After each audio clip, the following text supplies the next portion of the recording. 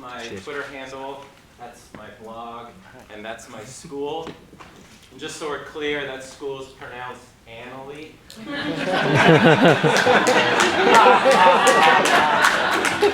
So when your school's name bears a striking resemblance to an adverb for a type of sex, some amount of recognition for that.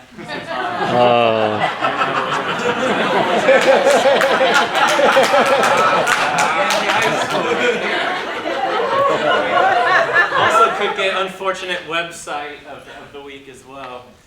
So that's right. I'm going to say the school is very proud. Students were very excited that next day. I want to talk about real-world math because it's one of my favorites.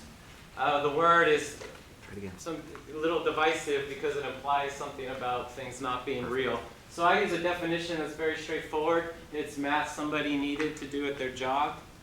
And I like to bold the word needed. And I have a bunch of examples. So I'm just going to give you a couple real-world math. I was going to call this industry math because that's what the term I like, but then I thought real world, we kind of all know what that means. So I went with real world instead of industry math.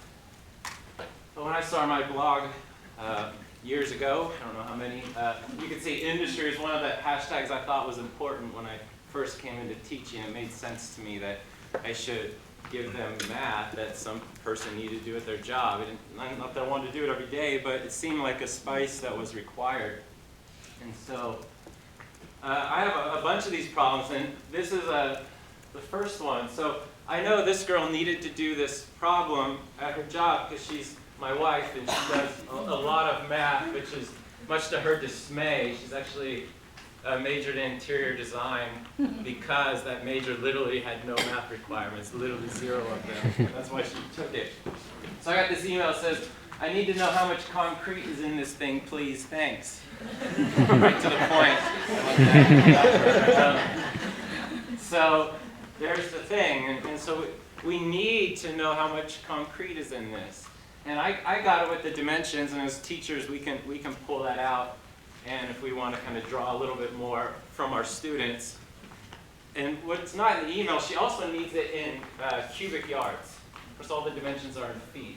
And I'm not making them do that conversion just to give them busy works, because when you order concrete, they want it in cubic yards. They don't want it in cubic feet. So, and then students say, well, why would you even build this ring? Like, what's the point of this thing? And we had that too. So, you know, she's a project manager in a construction company, and they're bidding on that project, and she needs to know how much that's going to cost. And so that's the need. Another one I like is this the well. So she's building this big house out in the country. Obviously, there's no well there. There's no city water. So they had to dig a well. So they dug a 425-foot well, 8 inches in diameter. And at 3 p.m. when they finished the well, it was dry. There was no water in it at all. And then they came back the next day at 7 a.m. and it was 45 feet below the surface. The water had risen. So then the question they needed to know is how many gallons per minute is this well filling up? And the number they needed to get was 1.25 gallons per minute. That's what they wanted. So it begs the question of, do they need to dig another well? You know, because they don't want to dig another well, because wells on average are $50 a foot. So this one costs over $20,000 to dig. They certainly don't want to dig another one. And so math is you know, playing a pretty important, helping them make a very important business decision.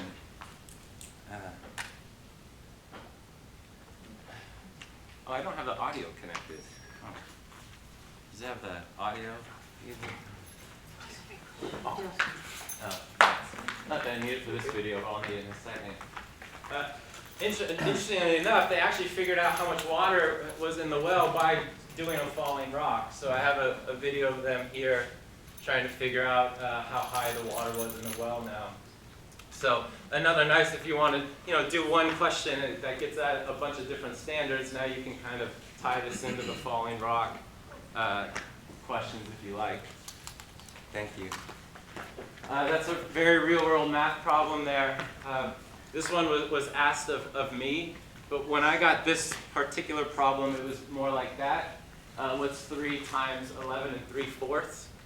Fractions are like all over construction. And my students in algebra and geometry, a lot of them aren't going to go past geometry, and that's fine. And construction is this amazing industry, and they're going to need this type of math. And so tile comes in sheets, and the sheets are basically 11 3/4. And we were going to put 3 of them next to each other. This is my parents' remodel that I did this summer. We wanted to just simply know how long was that going to be. And we were centering it on the cooktop. So then the next question was, what's that divided by 2? But we needed to know that, so I'm just posing it to my students as an industry problem. I'm not getting super excited about it. I'm not trivializing things that aren't industry problems. I'm just saying that somebody needed to do this at their job. That wonderful person is a really good friend of mine named Eric Padilla.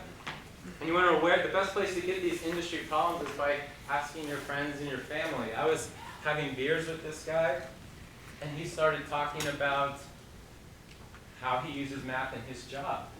And you're thinking, oh, well, he must be in construction, or he must be an engineer, or a physicist or something. He's actually a tasting room manager. And what he did is he was interested in growing his wine club membership, and he had goals. So he went into Excel, created a variable, and he was wondering if his traffic was constant, how much would he have to increase his wine club membership in order to reach his goals? And then he decided, well, what if I increase traffic? Then I wouldn't need to increase my percentage of converts to my wine club as much. And it was this whole really amazing mathematical process he went through. And I'm only just going to play a quick snippet of the interview.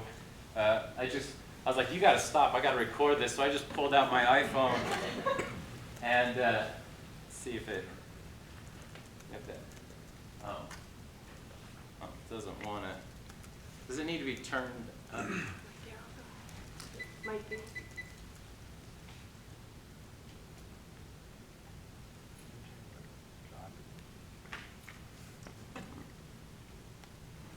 Well, we'll skip that.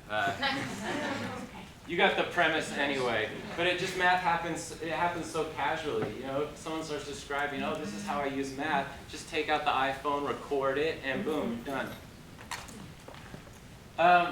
This is a little side note, beer and math. If people like beer and they like math, Levi and I just wanted to say, stay tuned. Enough said. We'll move on. Back to the presentation. Almost done.